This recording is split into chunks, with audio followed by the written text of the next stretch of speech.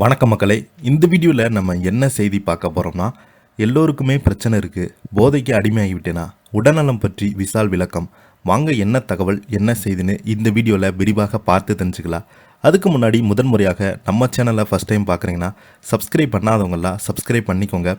Bell button symbol அமைக்கி நம்ம சேனலோட நோட்டிஃபிகேஷனை எனபிள் பண்ணிக்கோங்க. நாங்கள் போடுற வீடியோ எல்லாமே உங்களுக்கு உடனுக்குடனே வந்து சேரும். வாங்க என்ன தகவல்னு இந்த வீடியோவில் விரிவாக பார்த்து தெரிஞ்சுக்கலாம். மதகஜ ராஜா திரைப்படத்தின் ப்ரமோஷன் நிகழ்ச்சியில் விஷால் கலந்து கொண்ட போது உடல் தளர்ந்தபடி கைகள் நடுங்கியபடி தோற்றமளித்தாங்க. அதனை பார்த்து பலருமே அவரது உடல்நலம் குறித்து பல்வேறு விதமான யூகங்களை கூறி வராங்க.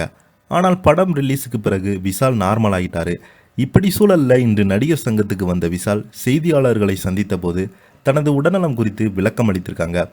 தமிழ் சினிமாவில் குறிப்பிடத்தக்க நடிகர்கள் ஒருவரான விஷாலுக்கு கடந்த சில வருடங்களுக்கு முன்பு சினிமாவில் சொல்லிக்கொள்ளும்படி வெற்றி எதுவும் கிடைக்கல. இதனால் இவர் கரியரில் அவ்வளோதான் என பலருமே சொல்லி வந்தாங்க. அதே போல் சில சர்ச்சைகளை தொடர்ந்து சந்தித்தார். இப்படி சூழலில் ஆதிக் ரவிச்சந்திரன் இயக்கத்தில் மார்க் ஆண்டனி திரைப்படத்தில் நடித்தாங்க. அந்த திரைப்படம் மெகா பிளாக் பஸ்டர் கிட்டானது. விஷாலின் கரியரில் மிகப்பெரிய ஒரு வெற்றி திரைப்படமாக அமைந்தது. அந்த படத்துக்கு பிறகு ஹரி இயக்கத்தில் அவர் நடித்த ரத்னம் திரைப்படம் வெளியானது. ஆனால் மார்க் ஆண்டனி அளவுக்கு அந்த படம் பெரிய வெற்றியை பெறல. இருந்தாலும் தோல்வி படம் என்றெல்லாம் அதனை சொல்ல முடியாது. இதற்கிடையே கடந்த 2012 ஆண்டு சுந்தர்சி இயக்கத்தில் மதகஜ ராஜா திரைப்படத்தில் கமிட்டி நடித்திருந்தார். விஷால் அவருக்கு ஜோடியாக அஞ்சலி, வரலட்சுமி நடித்திருந்தாங்க. சந்தானம், மனாபாலா, மணிவண்ணன் என பெரும் நட்சத்திர பட்டாளமே நடித்திருந்தாங்க. படத்தின் ஷூட்டிங் நல்லபடியாக முடிந்தாலும் ரிலீஸ் மட்டும் ஆகாமல் இருந்தது. இதனால் மதகஜ ராஜா அவ்வளவுதான் என்று விஷால் ரசிகர்கள் முடிவே செய்துட்டாங்க. ஆனால் திடீர் சர்ப்ரைஸ், 13 வருடங்கள் கழித்து இந்த வருட பொங்கல் பண்டிகை படம் ரிலீஸ் ஆனது. பல வருடங்களுக்கு முன்பு உருவாக்கப்படம் என்பதால் படம் ஹிட் ஆகுமா என்ற சந்தேகம் இருந்தது. ஆனால் அந்த சந்தேகங்கள் எல்லாம் படம் தவிடுபிடியாகிவிட்டது. படத்தில் காமெடி, சென்டிமெண்ட், ஆக்ஷன் என எல்லாமே செட் ஆகிவிட்டது. இதற்கிடையே இந்த படத்தின் ப்ரொமோஷன் நிகழ்ச்சிக்கு விஷால் வந்திருந்த போது அவரது உடல்நிலை ரொம்பவே மோசமாக இருந்தது. உடல் தளர்ந்து கைகள் நடுங்கியபடி அமர்ந்திருந்தார்.